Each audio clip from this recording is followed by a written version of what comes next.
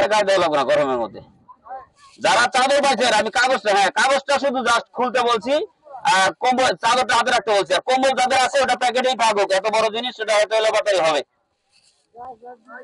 আপনারা সময় দিয়েছেন, সেই সাথে আপনারা সুন্দর সুশৃঙ্খল পরিবেশে আপনারা আমাদেরকে সহযোগিতা করেছেন।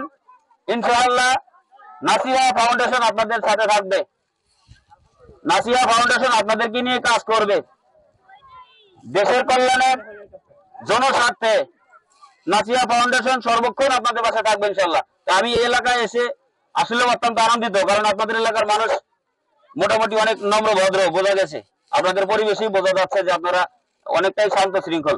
অনেক এলাকায় গেলে অনেক হই হল্লা হয়ে যায়, অনেক কান্নাকাটি শুরু হয় যে আমরা পাইলাম না, আমরা পাইলাম না। আমি দেখতে পাচ্ছি যে এখানে যারা সাধারণত স্লিপ পাইছেন, আমার কাছে দীর্ঘ বিশ্বাস যে তারাই মনে হয় আসছে, অতিরিক্ত বাড়তি মানুষ খুব কম আছে।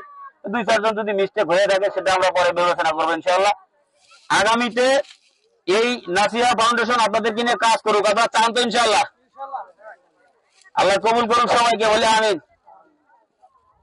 একটু কষ্ট যদিও আপনাদেরকে মনে হচ্ছে যে কষ্ট, আসলে এটা কষ্ট না, সামান্য সময় আপনাদের কষ্ট। কিন্তু নাসিহা ফাউন্ডেশন যে আপনাদের কাছে প্রতিনিধি পাঠাইছেন, এরা গতকাল আছে ঢাকা থেকে আসছে গতকাল, সারা রাত ছিল, এখনো আছে, আজকেও টাকা লাগতে পারে। এরকম পরিবেশ যদি হয় আজকেও টাকা লাগতে পারে হয়তো।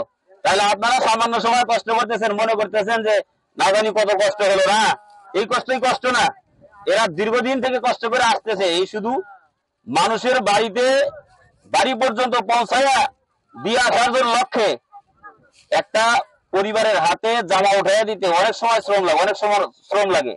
এটা ক্রয় করার থেকে শুরু করে বাড়ি পর্যন্ত আসতে দীর্ঘদিন সময় লাগে। সুতরাং তারা এত কষ্ট সহ্য করে আমাদের কাছে আসছে, আর আমরা যদি একটু ভদ্রতার পরিচয় দিয়ে তাদেরকে সহযোগিতা না করতে পারি তাহলে কি হয়?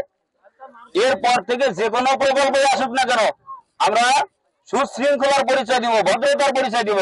তারা কাজ করে মজা পাবে, শান্তি পাবে, তৃপ্তি পাবে, পরবর্তীতে আবার আসবে। চেষ্টা করতে পারবো না ইনশাআল্লাহ? ইনশাআল্লাহ, আল্লাহ কবুল করুক বলে আমিন।